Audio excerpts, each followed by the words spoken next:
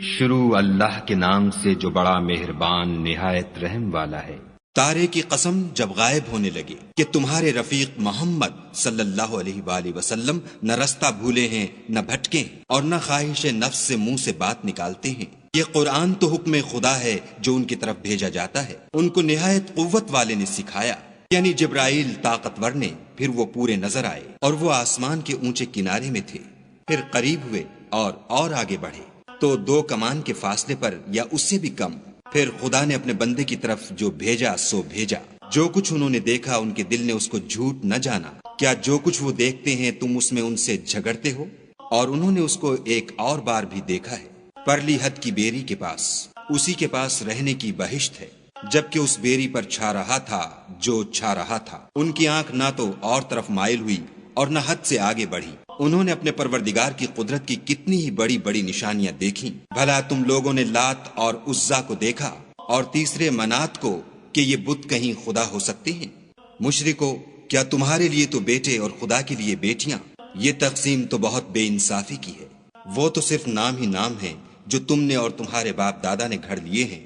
خدا نے تو ان کی کوئی سند نازل نہیں کی۔ یہ لوگ محض ظن فاسد اور خواہشات نفس کے پیچھے چل رہے ہیں، حالانکہ ان کے پروردگار کی طرف سے ان کے پاس ہدایت آ چکی ہے۔ کیا جس چیز کی انسان آرزو کرتا ہے وہ اسے ضرور ملتی ہے؟ آخرت اور دنیا تو خدا ہی کے ہاتھ میں ہے۔ اور آسمانوں میں بہت سے فرشتے ہیں جن کی سفارش کچھ بھی فائدہ نہیں دیتی مگر اس وقت کہ خدا جس کے لیے چاہے اجازت بخشے اور سفارش پسند کرے۔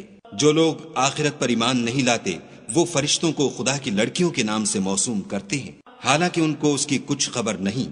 وہ صرف ظن پر چلتے ہیں اور ظن یقین کے مقابلے میں کچھ کام نہیں آتا۔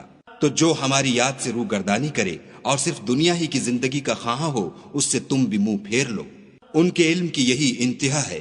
تمہارا پروردگار اس کو بھی خوب جانتا ہے جو اس کے رستے سے بھٹک گیا، اور اس سے بھی خوب واقف ہے جو رستے پر چلا۔ اور جو کچھ آسمانوں میں ہے اور جو کچھ زمین میں ہے سب خدا ہی کا ہے۔ اور اس نے خلقت کو اس لیے پیدا کیا ہے کہ جن لوگوں نے برے کام کیے ان کو ان کے اعمال کا برا بدلہ دے، اور جنہوں نے نیکیاں کی ان کو نیک بدلہ دے۔ جو صغیرہ گناہوں کے سوا بڑے بڑے گناہوں اور بے حیائی کی باتوں سے اجتناب کرتے ہیں، بے شک تمہارا پروردگار بڑی بخشش والا ہے۔ وہ تم کو خوب جانتا ہے۔ جب اس نے تم کو مٹی سے پیدا کیا اور جب تم اپنی ماؤں کے پیٹ میں بچے تھے تو اپنے آپ کو پاک صاف نہ جتاؤ۔